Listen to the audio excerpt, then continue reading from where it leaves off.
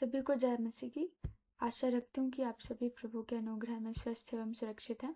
आज की वीडियो में एक बार फिर आपका स्वागत है और इस वीडियो में हम डिस्कस करेंगे उत्पत्ति अध्याय 10। उत्पत्ति बाइबल की पहली पुस्तक है। 9 अध्याय हम अब तक कंप्लीट कर चुके हैं और आज हम 10 अध्याय में के बारे में चर्चा करेंगे। तो 10 अध्याय है नूह की वंशावली। वैसे तो हम लोगों को ये वंशावली वाला टॉपिक बहुत बोरिंग लगता है। हमें ऐसे लगता है कि इसमें बस नेम्स ही तो मेंशन्ड है, ये हुआ, उसका उसका बेटा वो हुआ, उसके पिता वो हुए, तो हम इसका क्या करें, मतलब क्यों ये यूज़फुल है। तो अगर आप लोग हिस्ट्री के स्टूडेंट हो या आप लोगों को इतना आइडिया होगा कि जब हम इतिहास को न, पता करने की कोशिश करते हैं तो ये जो वंशावली होती है ये हमारे लिए बहुत यूज़फुल होती है, क्योंकि इन नेम के चलते हमें पता चलता है कि कौन किसका बेटा था, कौन से एरिया में कौन रहने लगा। बहुत सारी डिटेल्स हमें पता चलती है जिसकी वजह से हम हिस्ट्री को फिर से क्रिएट कर पाते हैं। तो इसलिए वंशावली का महत्व बहुत ज़्यादा है और इसलिए हम इस चैप्टर को अच्छे से समझेंगे, सीखेंगे। तो पहली और दूसरी आयत में लिखा है, नूह के पुत्र जो शेम, हाम और येपेत थे, उनके पुत्र जल प्रलय के पश्चात उत्पन्न हुए। उनकी वंशावली यह है। तो जल प्रलय के बाद आगे पीढ़ी कैसे बढ़ी उसके बारे में यहाँ पे लिखा है, कौन कौन हुआ।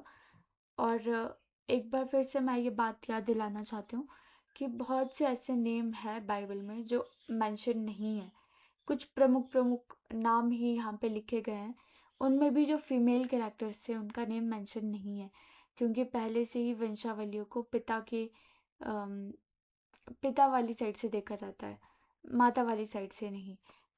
तो इस वजह से हमें ज़्यादा जो रिकॉर्ड्स मिलते हैं उनमें यही देखने को मिलता है कि जो मेल है उनके पिता कौन हुए, फिर पुत्र कौन हुआ, फिर उसका पुत्र कौन हुआ।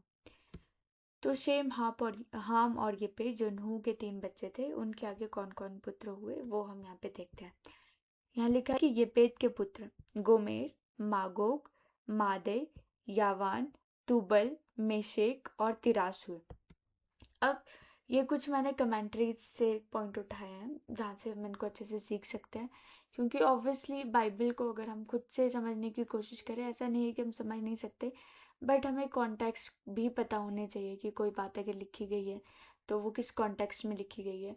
और मुझे ऐसा लगता है कि जो कमेंट्रीज होती है वो काफ़ी हेल्पफुल होती है उस सारे संदर्भ को समझने में, ताकि हम बाइबल को और गहराई से समझ पाए, क्योंकि प्रभु भी चाहता है हम उसके धर्म और राज्य की खोज करें, ये सारी चीज़ें सामने हैं। तो यहाँ लिखा है कि द सन्स ऑफ जाफे, यानी येपेत के कौन कौन पुत्र हुए। He was the father of the Indo European peoples, those stretching from India to the shores of Western Europe. They are each linked by linguistic similarities that often aren't noticed by the layman but are much more obvious to the linguist. मतलब क्या है इसका, कि जो येपेत है वो उन सब का पूर्वज हुआ जो इंडो यूरोपियन पीपल है, यानी कि हम भारत जो है इंडिया से लेकर के वेस्टर्न यूरोप तक, आगे हम इसको मैप में देखेंगे, उन सब का पूर्वज कौन हुआ, येपेत हुआ। यानी येपेत के पुत्र उस पूरे एरिया में बस गए। और ये हमें वैसे नहीं पता चलेगा, लेकिन हमारी भाषा में कुछ शब्द ऐसे हैं, हिस्टोरियंस पता लगाते हैं, लिंग्विस्टिक जो भाषा के विज्ञाता होते हैं वो पता लगाते हैं कि भाषा जिस तरह से बोली जा रही है उनमें आपसी क्या मेल जोल है, क्योंकि एक एरिया के लोग सेम सेम सेम भाषा बोलते हैं। जैसे बोला तो जाता है कि भाषा कुछ कुछ मीटर्स में ही बदल जाती है, लेकिन फिर भी एक कॉमन फीचर होती है, जैसे पहाड़ी अलग है, पंजाबी अलग है। अगर हम पहाड़ी की बात करें तो पहाड़ी में भी अलग अलग क्षेत्र की भाषा अलग अलग हो जाती है। 10 किलोमीटर के दायरे में लैंग्वेज चेंज हो जाती है। तो वैसे तो काफ़ी होती है, लेकिन जो लिंग्विस्टिक होते हैं, जो भाषा के विज्ञाता होते हैं, वो फिर भी पहचान लेते हैं कि कुछ सिमिलैरिटीज़ है, जैसे माता, मदर, कुछ कुछ सिमिलैरिटीज़ इनमें आपस में होगी, जिसके चलते हमें पता चलता है कि एक पूरी कम्युनिटी का ओरिजिन सेम रहा होगा। तो वैसे ही ये जो येपेत है, इसके जो वंश हुए वो इस पूरे एरिया में बस गए, जो इंडिया वाला भी कवर कर रहे हैं और वेस्टर्न यूरोप और उसके बीच का सारा एरिया कवर कर रहे हैं। हम लोग इसको नहीं समझ पाएंगे लेकिन लिंग्विस्टिक इसको समझ लेंगे।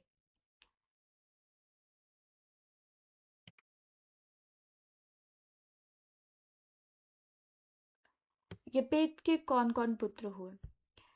अब ही वॉज, अच्छा ये बात हमने अभी पढ़ ली है, ये मैप के साथ समझने के लिए यहाँ पे लिखी गई है। तो ये देखिए, ये इंडिया है, इंडिया से लेकर के पाकिस्तान, अफगानिस्तान, ईरान, इराक और यहाँ से लेकर के इस एरिया तक, यानी कि ये वेस्टर्न यूरोप, यूरोप है यहाँ तक, ये पूरा एरिया जो है इनका कॉमन ओरिजिन है, जो कि ये पेट का पुत्र है वो यहाँ पे बसे हुए हैं। फिर हमने पढ़ा गोमेर के बारे में। From this son of Japhet came the Germanic peoples. From whom came most of the original peoples of Western Europe. These include the original French, Spanish, and Celtic settlers. तो गोमेर बसा इस वाले area में जहाँ पे आज current scenarios में Germany है। तो जर्मनी में रहने वाले जो लोग हैं वो किसके वंशज हैं? वो गोमेर के हैं, जैसे फ्रेंच, स्पेनिश, ये लोग यहाँ पे रहने वाले लोग। फिर है Magog, Tubal, Meshech. These settled in the far north of Europe and became the Russian and related people. तो यहाँ पे इस वाले एरिया में ये लोग रहे, नागोग, तुबल, मेशेक, और ये वाला एरिया इन्होंने बसाया। तो हम वंशावलियों के थ्रू क्या पता करने की कोशिश करें, एक आइडिया ले रहे हैं कि जो जल प्रलय के बाद नूह के वंश हुए वो कैसे कैसे पूरी दुनिया में फैले। फिर है मादे। From this son of Japhet came the ancient Mede, and they populated what are now Iran and Iraq. The peoples of India also came from this branch of Japhet's family. तो मादे है ना, ये भी यहाँ पे बस गए। तो यानी कि कॉमन, ये पेट के पुत्र इधर उधर बसे। ऑब्वियसली कुछ कॉमन लैंड भी आई होगी, कुछ डिफरेंट भी होगी, ऐसा तो नहीं था कि पूरी बाउंड्री सेट कर दी, और कुछ मिक्स तो रहे होंगे, मिक्सचर होता है। तो इस तरह से वहाँ पे ये बसे हैं इस पूरे एरिया में। फिर है यावान। From this son of Japhet came the ancient Greeks, whose seafaring ways are described in Genesis 10:5. इनके वंश अन्य जातियों के द्वीपों के देशों में ऐसे बंट गए कि वे भिन्न भिन्न भाषाओं, कुलों और जातियों के अनुसार अलग अलग हो गए। तो ग्रीक्स है ना, वो भी यहीं इन्हीं एरियाज में बसे हैं, यहाँ पे हम देख सकते हैं। तो कहने का मतलब है कि येपेत के वंश इन इन सारे एरियाज में उन्होंने खुद को बसाया। तीसरी आयत में लिखा है, और गोमेर के पुत्र अश्कनज, रिपत और तोगरमा हुए। From this son of Gomer came the people who settled north of Judea into what we call the Fertile Crescent. तो फर्टाइल क्रिस्टन वाला एरिया ये वाला है, और यहाँ पे कौन बसे? अश्कनज के पुत्र बसे, Togarmah. From this son of Gomer came the Armenians, है ना, तो अर्मेनिया भी यही है, यहाँ पे तोगरमा के वंशज हुए। चौथी आयत में लिखा है, और यावान के वंश में एलीशा और तरशीश और किती और दुदानी लोग हुए।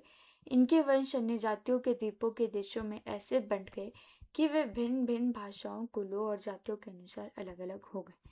Geographic names that spring from these names in this chapter abound. Linguists have no trouble seeing the connection between Kitim and Cyprus, Rhodanim and Rhodes, Gomer in Germany, Meshek in Moscow, Tubal and Tobolsk. तो हम यहाँ पे देख सकते हैं कि जो ये नाम है, जैसे तरशीश है, तरशीश एक पुत्र का नेम भी है और एक जगह का नेम भी है, किती है, दुदानी है। तो क्या हुआ कि जहाँ जहाँ नूह के वंशज बचे उनके नाम पर ही उस जगह का नाम हो गया, इसलिए हमें जगह के नेम और इंसान के नेम में समानताएं दिखती हैं। उसी को यहाँ पे प्रूफ किया गया है, जैसे कितीम और साइप्रस के बीच समानता है, रोदानीमन रोड्स है, गोमेर और जर्मनी है। तो इनमें समानताएं हैं जिसकी वजह से हमें इनके प्रेजेंट नेम पता चल रहे हैं। फिर हाम के पुत्र कूश और मिस्र और फूत और कनान हुए। Ham, the descendants of Ham are the peoples who populated Africa and the Far East. तो अभी हमने यहाँ पे देखा था वाली साइड में, अब हम अफ्रीका की बात कर रहे हैं। उस तरफ पे कौन बसा है नीचे को? हाम के वंशज बचे कूश। Apparently, this family divided into two branches early. Some founded Babylon, notably Nimrod, and others founded Ethiopia. तो ये भी अफ्रीका वाला पार्ट है, बेबीलोन है ना। तो जहाँ पे एक निम्रोद राजा हुआ है, इसके बारे में हम आने वाले चैप्टर में पढ़ने वाले हैं। तो वो कहाँ बसे? कुश, कुश के जो बच्चे कहाँ बसे? इस एरिया में बसे। फिर है Mizraim. This is another way the Bible refers to Egypt. Put या फिर Phut refers to Libya, the region of North Africa west of Egypt. Canaan refers to the people who originally settled the land we today think of as Israel and its surrounding regions, है ना। तो हमने north Africa, Egypt और Libya और Israel इनके बारे में देखा। वहाँ पे हाम के पुत्र बसे हैं ना। तो मिज़राइम इंग्लिश में प्रोनाउंसिएशन है मिस्र देश के लिए। तो ये है लिबिया, इज़राइल यहाँ पे है ना, इजिप्ट हो गया। तो इधर कौन बसे? ये जिनके बारे में हमने पढ़ लिया है। आगे हम बढ़ेंगे। और कूश के पुत्र सबा, हवीला, सप्ता, रामा और सबुत हुए। और रामा के पुत्र शबा और ददान हुए। और कूश के वंश में निम्रोद भी हुआ। पृथ्वी पर पहला वीर वही हुआ है। वही यहोवा की दृष्टि में पराक्रमी शिकार खेलने वाला ठहरा। इससे यह कहावत चली है कि निम्रोद के समान यहोवा की दृष्टि में पराक्रमी शिकार खेलने वाला। और उसके राज्य का आरंभ शिनार देश में बाबुल, अक्कद और कलने हुआ। उस देश से वह निकलकर अशूर को गया और नीनवे, रहोबोतीर और काल्हे को, और नीनवे और काले के बीच रेसेन है, उससे भी बसाया। बड़ा नगर यही है। तो निम्रोद के बारे में हम अभी पढ़ेंगे। उसके बारे में लिखा गया है कि वो एक पहला वीर था, और एक नेगेटिव सेंस में इस बात को लिखा गया है। और साथ ही हम देख रहे कि शिनार देश में वो बसा। तो जब आप मेसोपोटामियन सिविलाइजेशन के बारे में पढ़ते हो या अर्ली सिविलाइजेशन को हिस्ट्री की बुक्स में पढ़ते हो, तो इन्हीं जगह के नेम के बेसिस पे खुदाई की गई। वहाँ पे एविडेंसेस मिले कि लोग रह रहे हैं, नहीं रह रहे हैं। और जो किताबों में हम हिस्ट्री पढ़ते हैं वो इन्हीं के थ्रू क्रिएट की गई है। इसलिए हमें इनको समझना ज़रूरी है। और रही बात निम्रोद की, तो हम इसको अच्छे से पढ़ेंगे। और ये हमने देखा कि इस एरिया में कुश के पुत्र बसे हैं। One son of Cush, worthy of note, is Nimrod. He was a mighty one on the earth, but not in a good way. He ruled over Babel, which was the first organized rebellion of humans against God. The name Nimrod itself means let us rebel. The context shows that this was not a compliment of Nimrod. The idea was that Nimrod was an offense before the face of God. तो Nimrod के ही rule में वो जो Babel में एक राजा के रूप में था, तो पहली बार मनुष्यों ने परमेश्वर के खिलाफ बोला। और वहाँ पे परमेश्वर के अगेंस्ट में एक तरह से हुए। निम्रोद के नाम का ही मतलब है लेट अस रिबेल, कि हम प्रभु के अगेंस्ट हो जाए, हम विद्रोह करें। इस तरह की भावना जो थी उसमें थी। ये अच्छे से हमें आगे समझ आएगा। अभी बस हम ये कॉन्टेक्स्ट देख रहे हैं कि जो मेन कैरेक्टर है उनके बारे में बताया गया कि कौन कहाँ पे बसा है। अब निम्रोद के बारे में कुछ बताया है। This is not talking about Nimrod's ability to hunt violent, क्योंकि वो लोग पराक्रमी शिकार खेलने वाला, ये कोई अच्छा कमेंट नहीं था। ये एक नेगेटिव वे में बताया गया है। He was not a Hunter of animals, he was a Hunter of man, a warrior. It was through his ability to fight and kill and rule ruthlessly that his kingdom of the Euphrates Valley city states was consolidated. तो उसके वो सिर्फ इतना नहीं था कि वो जानवरों का शिकार कर रहा है, वो आदमियों का शिकार करने वाला था। इसी के चलते वो अपने उस एबिलिटी से कह सकते हैं कि वो रूल कर पाया, वो राज्य कर पाया वहाँ पे ऐसे जीत हासिल कर करके। तो उसको एक अच्छे कैरेक्टर के रूप में नहीं बताया गया है। इसको हम और अच्छे से सीखेंगे। और he was powerful in hunting and in wickedness before the Lord, for he was a hunter of the sons of men. He said to them, depart from the judgment of the Lord and adhere to the judgment of Nimrod. Therefore it is said, as Nimrod the strong one, strong in hunting and wickedness before the Lord. तो यहाँ पे एक बात बताई गई है उसके बारे में कि जो अदर सोर्सेज हमें देखने को मिलते हैं और स्कॉलर्स ने कमेंट किया कि जो निम्रोद था वो मनुष्य का शिकार खेलने वाला था, पराक्रमी मनुष्य का शिकार करता था। और वो कहता था कि तुम परमेश्वर के न्याय से मत डरो, मेरे न्याय से डरो। और इसीलिए कि इसके जैसे दुष्कर्मी परमेश्वर के नज़र में और कोई भी नहीं हुआ है। तो ये मतलब ये कमेंट्रीज है जो बता रही है, इसी बात को प्रूव कर रही है कि निम्रोद के लिए जो कहा गया है परमेश्वर की नज़र में पराक्रमी शिकार खेलने वाला, वो एक कॉम्प्लीमेंट नहीं था, एक अच्छा कमेंट नहीं था, वो एक नेगेटिव कमेंट था। फिर एक और हम पढ़ेंगे यहाँ लिखा है, the great success that attended all of Nimrod's undertakings produce a sinister effect. Men no longer trusted in God, but rather in their own prowess and ability and attitude to which Nimrod tried to convert the whole world. अब क्योंकि जैसे Nimrod ने अपने पराक्रम से लोगों पर प्रभुता हासिल कर दी, इसी वजह से अब मनुष्य में ये भावनाएं आ गई कि हम अपने दम पे सब कुछ कर सकते हैं और कह सकते हैं कि परमेश्वर पर भरोसा कम करने लग गए. Hence it is likely that Nimrod, having acquired power, used it in tyranny and oppression, and by rapine and violence founded the domination which was first distinguished by the name of a kingdom on the face of the earth. How many kingdoms have been founded in the same way in various ages and nations from that time to the present? From the Nimrods of the earth, God delivered the world. तो ये same बात है, वही चीज़ बताई गई है। तो हम आगे बढ़ेंगे। अब यहाँ लिखा है, और मिस्र के वंश में लूदी, अनामी, लहाबी, नप्तुही और पत्रुसी, कसलुही और कप्तोरी लोग हुए। कसलुहियों में से तो पलिश्ती लोग निकले। फिर कनान के वंश में उसका ज्येष्ठ सिदोन, तब हित और यबूसी, एमोरी, गिरगाशी, हिवी, अर्की, सीनी, अरवदी, समारी और हमाती लोग भी हुए। फिर कनानियों के कुल भी फैल गए, और कनानियों का सिवाना, सिदोन से लेकर गरार के मार्ग से होकर अज्जा तक, और फिर सदोम और अमोरा और अदमा और सबोयाम के मार्ग से होकर लाशा तक हुआ. The family of Sidon, the son of Canaan, went north and is related to the Hittites and Lebanese. Many people believe the Oriental people descended from the Sinai. तो बताया गया कि सिदोन की जो फैमिली थी ना, वो जो सन ऑफ कनान के जो पुत्र थे, वो आगे चल करके हित्ती और लेबनीज उन लोगों से रिलेटेड हुए, हित्तियों से, लबानियों से. इनके बारे में भी हम ये पढ़ेंगे. लिखा है, हाम के वंश में यही हुए, और ये भिन्न भिन्न कुलों, भाषाओं, देशों और जातियों के अनुसार अलग अलग हो गए. फिर शेम, जो सब एबेर वंशियों का मूल पुरुष हुआ और जो यपेत का ज्येष्ठ भाई था, उसके भी पुत्र उत्पन्न हुए.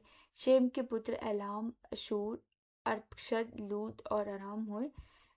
From Shem comes Elam, who was an ancestor of Persian people, Ashur, who was the father of Assyrians, Lud was the father to the Lydians, who lived for a time in Asia Minor, and Aram was the father to the Armenians, later known as the Syrians.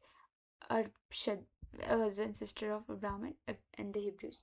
तो यहाँ पे बताया गया है कि जो Shem के पुत्र जैसे एलाम है, वो फारसी लोगों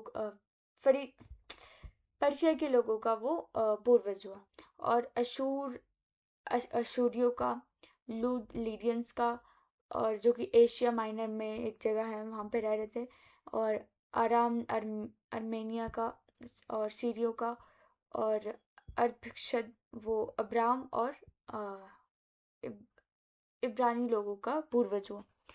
तो हमें इतना डिटेल में नहीं समझना है, मतलब हम एग्जैक्टली ऐसे नहीं बताएंगे कि अच्छा कहाँ है क्या है, क्योंकि वो हिस्ट्री का टॉपिक हो जाएगा।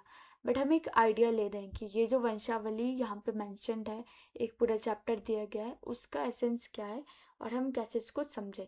तो ये जो नेम है इनके थ्रू हमें पता चल रहा है, आगे जिनकी जातियों के बारे में हम पढ़ेंगे वो जातियाँ कहाँ से उत्पन्न हुई है, तो पूरे देश में कैसे फैली है, पूरे संसार में कैसे फैली है, कौन कहाँ बसा, और आज की डेट में किसका पूर्वज कौन हुआ, ये सब कुछ। और आराम के पुत्र ऊज, हूल, गेतेर और मश हुए। Later, a region in Arabia was named after this son of Aram. Job came from the land of Uz. तो अयूब है वो कहाँ से हुआ, ऊज नगर से हुआ, यहाँ पे ऊज लिखा है। जैसे हम अयूब की पुस्तक एक अध्याय एक पढ़ेंगे, वहाँ लिखा है उस देश में अयूब नाम एक पुरुष था और खरा और सीधा था और परमेश्वर का भय मानता और बुराई से परे रहता था। तो इसके बारे में हम आगे पढ़ेंगे। अयूब एक बहुत अच्छी, आप लोगों को सीख देगा। अयूब की पुस्तक से हमें बहुत कुछ सीखने को मिलेगा, ये भी हम आगे पढ़ेंगे। लेकिन अभी हम बस ये देख रहे हैं कि ये जगह के नेम और मेन कैरेक्टर। और अरशद ने शेले को, और शेले ने एबेर को जन्म दिया, और एबेर के दो पुत्र उत्पन्न हुए। एक का नाम पेलेग इस कारण रखा गया कि उसके दिनों में पृथ्वी बंट गई, और उसके भाई का नाम योक्तान है। और योक्तान ने अलमोदाद, शिलेव, हसरमावेत, थेरा, यदोरवाम, उजाल, दिकला, ओबाल, अबीमाइल, शवा, ओपीर, हवीला और योबाब को जन्म दिया। ये ही सब योक्तान के पुत्र हुए।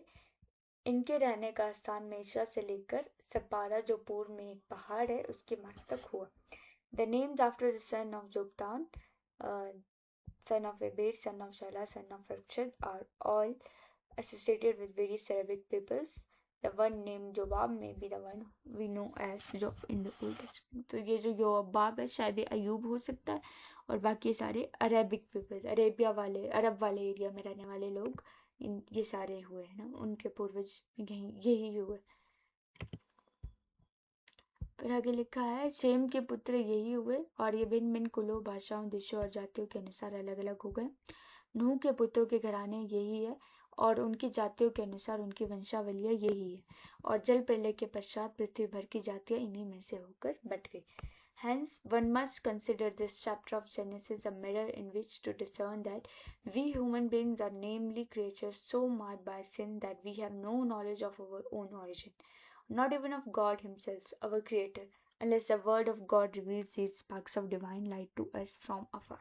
This knowledge the Holy Scripture revealed to us. Those who are without them live in error, uncertainty, and boundless ungodliness, for they have no knowledge about who they are and whence they came. तो यहाँ से इन वंशावलियों को पढ़ करके, इन सारी चीज़ों को पढ़ करके हमें ये महसूस होता है कि हम कौन हैं, हम कहाँ के रहने वाले हैं, हमारी पहचान क्या है। अगर ये सब हम ना पढ़े तो हमें कुछ भी नहीं पता होगा ना। तो ये परमेश्वर ने किसी व्यक्ति को चुना, जैसे मूसा को चुना, और उसने उत्पत्ति की पुस्तक लिखी, निर्गमन लिखा, फर्स्ट 5 बुक्स लिखी, जिनके थ्रू आज हम जान पा रहे हैं कि हम लोग कौन हैं। अगर वैसा कुछ भी नहीं होता तो हम अपने अस्तित्व को ही भूल जाते। तो बाइबल एक तरह से हमारे लिए आईने का काम करती है, जिसमें देख करके हम खुद को पहचानते हैं, खुद को करेक्ट करते हैं। जिन लोगों के पास बाइबल नहीं है ना, वो प्रभु को नहीं जानते हैं। ना केवल प्रभु को, ऐसा नहीं है कि सिर्फ प्रभु को नहीं जानते, और वो खुद को भी नहीं जानते, क्योंकि हमारी पहचान हमें कहाँ से पता चलती है, वो बाइबल से पता चल रही। और अब तक शायद आपने वंशावलियों को स्किप किया होगा, लेकिन अगर देखा जाए इतिहास की दृष्टि से तो वंशावली वाला टॉपिक, वो चैप्टर बहुत इम्पॉर्टेंट हो जाता है, क्योंकि हम पूरी हिस्ट्री को रिक्रिएट करते हैं, नाम को देखते हैं, जगह का नाम देखते हैं, खुदाई करते हैं, देखते हैं वहाँ क्या मिल रहा है, कितनी पुरानी सिविलाइजेशन है, सब कुछ। तो ये बहुत इम्पॉर्टेंट टॉपिक था, और इसमें हमने सारी चीज़ें सीखी। और सीखने वाली बात ये है कि प्रभु ने कैसे वंश को चुना, कैसे जाति जाति फैल गई, इनकी अलग अलग भाषा थी, अलग अलग कुल थे, अलग अलग देशों में फैल गए, अलग अलग जातियों में फैल गए। जाति यहाँ पे इसका मतलब ये नहीं है कास्ट से, जाति एक अलग सेंस में हम ले सकते हैं कि मतलब कुछ लोगों ने कुछ काम किया, कुछ लोगों ने कुछ काम किया। एग्जैक्ट वैसा नहीं है कि हम बोलेंगे कि अच्छा ठीक है बाइबल में भी कास्टिज्म है, वैसा कुछ नहीं था। बस ये बताया गया है कि डिफरेंट इनके लैंग्वेज हुई, डिफरेंट इनका कल्चर हुआ, ये वो सब कुछ। तो ये सारी बातें थी यहाँ पे प्रभु आपको इस वचन के द्वारा ढेर सारी आशीष दे और इसी तरह आपको बढ़ाए। इस वीडियो को एंड तक देखने के लिए आपका बहुत बहुत धन्यवाद, और कुछ गलत कहा हो तो मैं उसके लिए माफ़ी चाहती हूँ। इसी तरह वीडियो में जुड़े रहें, और प्लेलिस्ट यहाँ पे है अगर आप बाकी वीडियोस को देखना चाहते हो। पिछली वीडियो का लिंक भी है, नेक्स्ट वीडियो का लिंक भी है, और कुछ भी कमी रहती है तो आप बता सकते हैं। Thank you so much.